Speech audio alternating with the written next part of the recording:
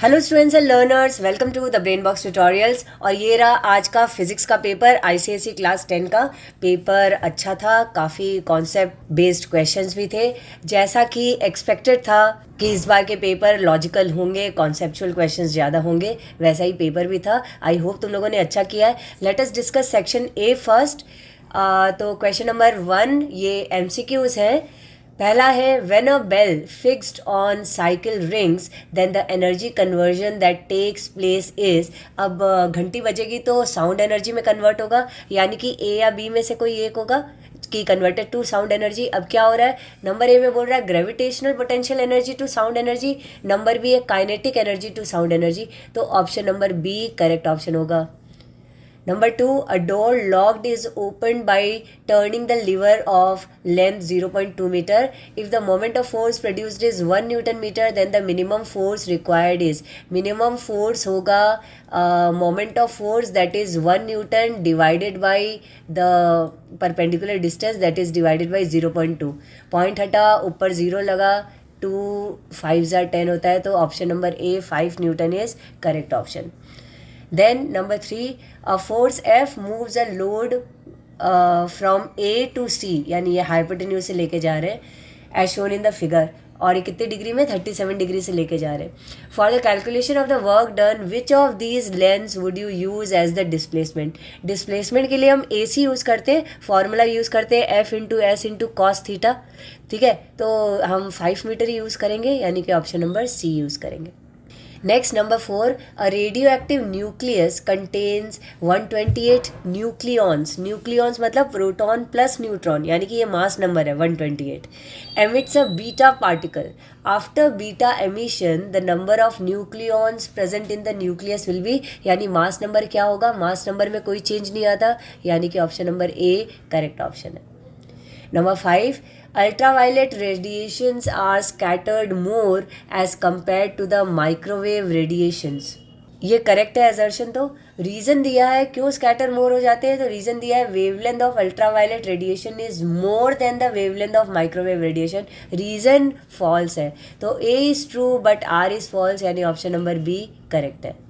Then number 6, when the stem of vibrating tuning fork is pressed on a table, the tabletop starts vibrating. ठीक है, these vibrations are definitely an example of, definitely को block letters में दिया है कि definitely an example of resonance, natural vibration, forced vibration, damped vibration। देखो natural vibration तो है नहीं, किसी एक के हिलने के कारण इसको दूसरे पे टच किए दूसरा हिलने लग जाए, ये फोर्स्ड वाइब्रेशन होता है। सी, रेजोनेंस तब होता है जब उन दोनों की नेचुरल फ्रिक्वेंसी जो है वो मैच हो जाती है और वो और ज़्यादा तेज़ी से एम्पलीट्यूड से और लार्जर साउंड से बजने लग जाए। लेकिन यहाँ पे ऐसा कुछ नहीं बोल रहा है कि एम्पलीट्यूड ज़्यादा हो गया या तेज़ी से आवाज़ आने लग गई, इसीलिए क्लियरली डेफिनेटली मतलब फोर्स वाइब्रेशन तो है ही। अब अगर वो ज़्यादा तेज़ साउंड आ जाए तो रेजोनेंस हो जाएगा, बट डेफिनेटली बोला है, इसका मतलब सी होगा। Now number 7, which of the following is a class 3 lever, pair of scissors, wheelbarrow, crowbar, human forearm। देखो इसका करेक्ट ऑप्शन डी होगा, human forearm.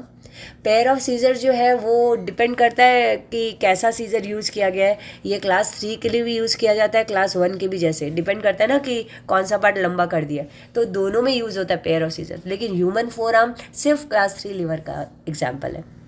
Next, number 8, the specific resistance of a conductor depends on its length, material, area of cross section, radius। Area, radius, length पे तो resistance depend करता है, specific resistance तो सिर्फ material पे dependent है या फिर टेम्परेचर पे डिपेंडेंट है। Number 9, identify the option that displays the correct wiring with correct color code। Option A में दिया है अप्लायंस लगा है, स्विच से कनेक्टेड है ब्राउन वायर मतलब लाइव वायर, और फिर दूसरी तरफ न्यूट्रल वायर है ब्लू कलर का, और बी में ब्राउन वायर और येलो वायर दे दिया, येलो रॉन्ग है, येलो तो अर्थ वायर होता है।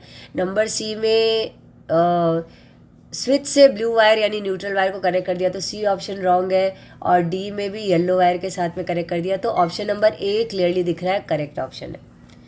नेक्स्ट है number 10, the potential difference between terminals of a cell in a closed electric circuit is. तो इसका करेक्ट ऑप्शन होगा terminal voltage. Close circuit clearly दिया है, अगर ओपन होता तो इलेक्ट्रोमोटिव फोर्स होता।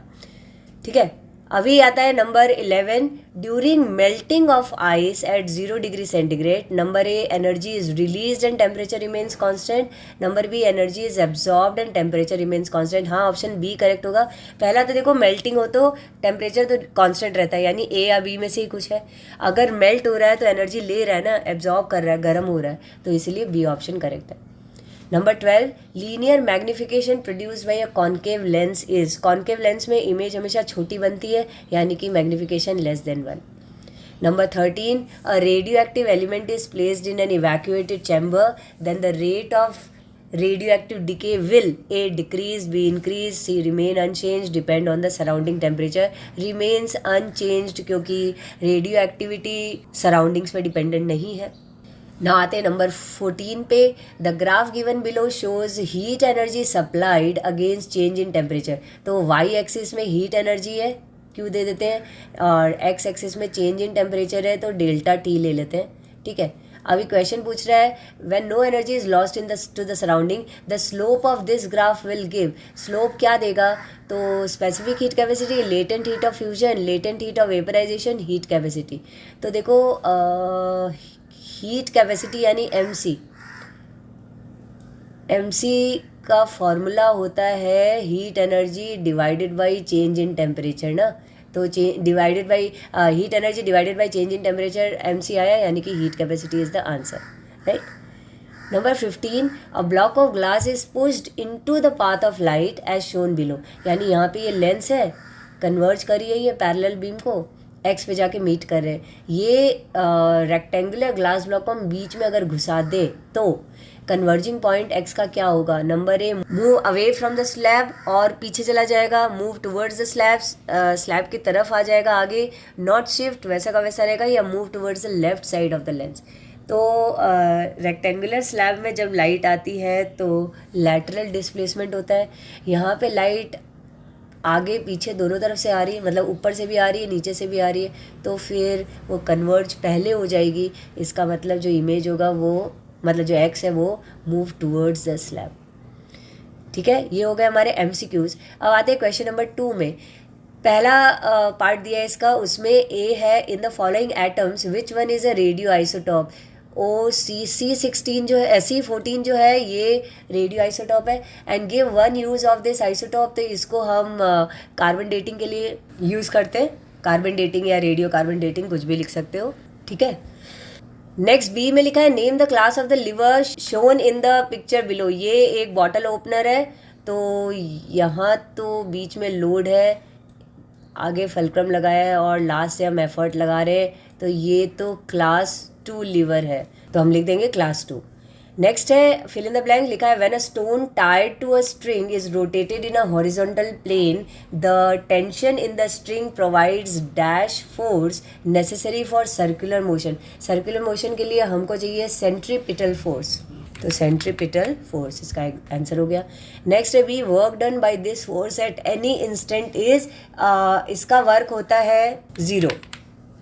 ठीक है, ना आते हैं नंबर 3 में, लिखा है a non uniform beam of weight 120 newton pivoted at one end is shown in the diagram below, calculate the value of F to keep the beam in equilibrium. Now यहाँ पे ये 120 न्यूटन का wait है, centre of gravity इधर दिया हुआ है, pivoted point जो है वो ओ इस साइड है, वेट जो है 120 न्यूटन का ये नीचे की तरफ खींच रहा है पिवोटेड पॉइंट से। इसका मतलब कि ये सर्कुलर यानी कि क्लॉकवाइज मोमेंट में जा रहा है, और यहाँ जो एफ़ का हमको पता करना है, ये ऊपर की तरफ जा रहा है, यानी कि ऐसे जा रहा है, ये एंटी क्लॉकवाइज मोमेंट है।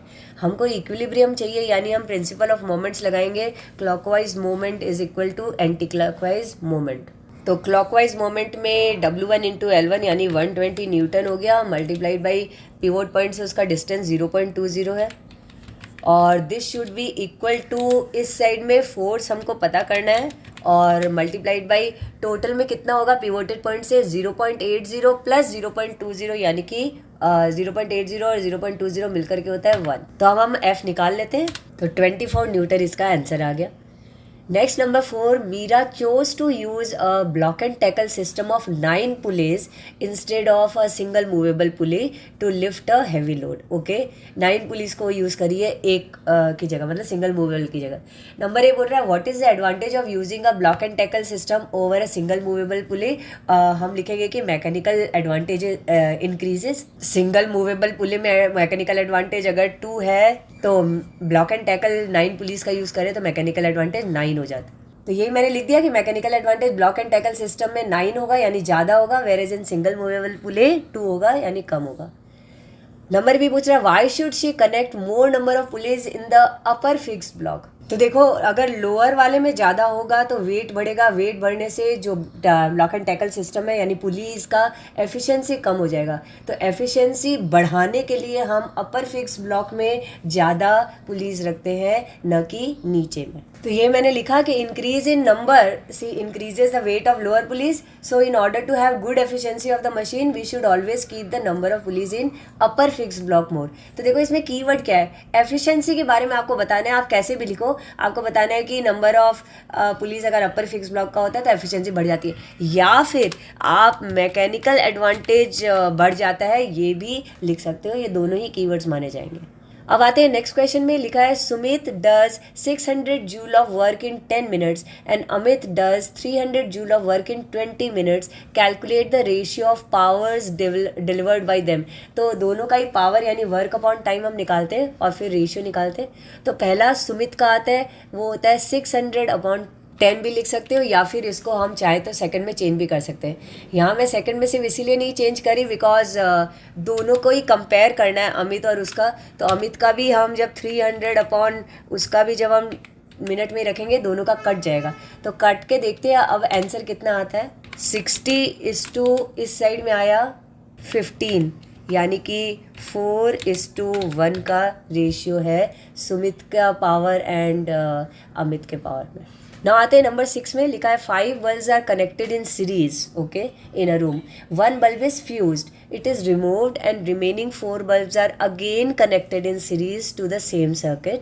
What will be the effect on the following physical quantity? Increases, decreases or remains same. Resistance. अगर देखो हर बल्ब का फिलामेंट एक रेजिस्टेंस देता है. अगर 5 में से एक बल्ब चला गया तो रेजिस्टेंस जो होगा वो कम हो जाएगा, यानी हम लिखेंगे डिक्रीजेस इसके लिए. तो ठीक है. और इंटेंसिटी ऑफ लाइट इंक्रीजेस, क्योंकि अब जो करंट है वो ज़्यादा जा रहा है, मतलब कि एक बल्ब कम में जाना पड़ रहा है तो ज़्यादा करंट मिल रहा है 4 बल्ब्स को पहले के मुकाबले, तो उनकी लाइट की इंटेंसिटी बढ़ जाएगी. Next, number 7, Rohan conducted experiments on echo in different media. He observed that a minimum distance of x meters is required for the echo to be heard in oxygen, यानी कि normal air में, and y meters in benzene. Compare x and y, justify your answer. x मतलब हमको पता है ये 17 metre आना, but हमको कंपेयर करना x और y. तो कैसे आएगा, देखो हमको इको टू बी हर्ड के लिए मिनिमम डिस्टेंस पता है 0.1 सेकेंड. तो speed of sound in oxygen और speed of sound in benzene दिया है, तो हमको इको वाला डिस्टेंस का फॉर्मूला यूज़ कर लेते हैं. d = v/t/2. ठीक है, ये हमारा फॉर्मूला है. तो v/t/2, तो इस केस में v है 340 ऑक्सीजन वाले में. टाइम तो हमको पता है 0.1 सेकेंड लगना चाहिए, तो हम 0.1 सेकेंड ले लेते हैं एंड फिर इनको मल्टीप्लाई करके डिवाइडेड बाई 2 करते हैं और देखते हैं इसका आंसर कितना आता है. तो इसका आंसर आ गया 17 मीटर. इसका मतलब हमारा x तो आ गया 17. ठीक है, 17 या 17 मीटर्स. अब दूसरा वाला y के लिए हम निकालते हैं. तो y के लिए भी v/t/2 करते हैं. तो v है 200, v/t इसमें भी 0.1 और बाई 2, और देखते हैं इसका आंसर कितना आता है. तो इसका आंसर आया 10 मीटर. तो y हमारा आंसर आ गया 10 मीटर. क्वेश्चन 3 में आते हैं. लिखा है in a reading glass what is the position of the object with respect to the convex lens used. तो रीडिंग ग्लास में हम जब यूज़ करें कॉन्वेक्स लेंस को, तो उस टाइम में पोजीशन ऑफ द ऑब्जेक्ट होता है between focus and pole of the lens, जिससे कि वर्चुअल और मैग्नीफाइड इमेज बने. Between focus and pole of the lens. Next question है why can we not use concave lens for the same purpose. बहुत easy है, because इसमें diminished image बनता है। So because it produces diminished image, इसलिए हम इसको यूज़ नहीं करते। नेक्स्ट नंबर 2 है फ्यूज़ इज़ रेटेड 5 एम्पियर, यानी कि एक फ्यूज़ 5 एम्पियर तक का करंट ही अपने थ्रू पास होने देता है। Can it be use with a geyser rated 1540 watt 220 volt, right yes और no, give supporting calculations to justify your answer. तो येस और नो के पहले हमको देखना पड़ेगा कि ये गीज़र की पावर करंट रेटिंग कितनी है। तो current rating P is equal to V I वाला फॉर्मूला यूज़ करते हैं। P is equal to V I मतलब I is equal to P upon V। P है 1540 और V है 220, तो इसका आंसर आ रहा है 7 एम्पियर। तो इस गीज़र को 7 एम्पियर का करंट चाहिए और फ्यूज़ का रेटिंग खाली 5 एम्पियर है, तो वी कैन नॉट यूज़, तो हम इसका आंसर नो देंगे। क्लियरली समझ में आ रहा है कि वो हर बार फ्यूज़ जो है वो मेल्ट ही हो जाएगा, ब्लो ही हो जाएगा, तो करंट आ ही नहीं पाएगी गीज़र तक। नाउ नेक्स्ट है state 2 factors affecting the speed of rotation of the coil in DC motor. तो हम तो वो दो चीज़ें हो गई, एक है स्ट्रेंथ ऑफ करंट और दूसरा है नंबर ऑफ कॉइल्स। नेक्स्ट है how much heat is required to convert 500 gram of ice at 0 degree centigrade to water at 0 degree centigrade. The latent heat of fusion of ice is 330 joule per gram. बहुत ही easy इसका answer होगा। Q is equal to ml वाला formula use कर देते हैं। M है 500 ग्राम और L है 330 जूल पर ग्राम, तो इसका आंसर होगा 1,65,000 जूल। नेक्स्ट है copy and complete the nuclear reaction by filling in the blanks.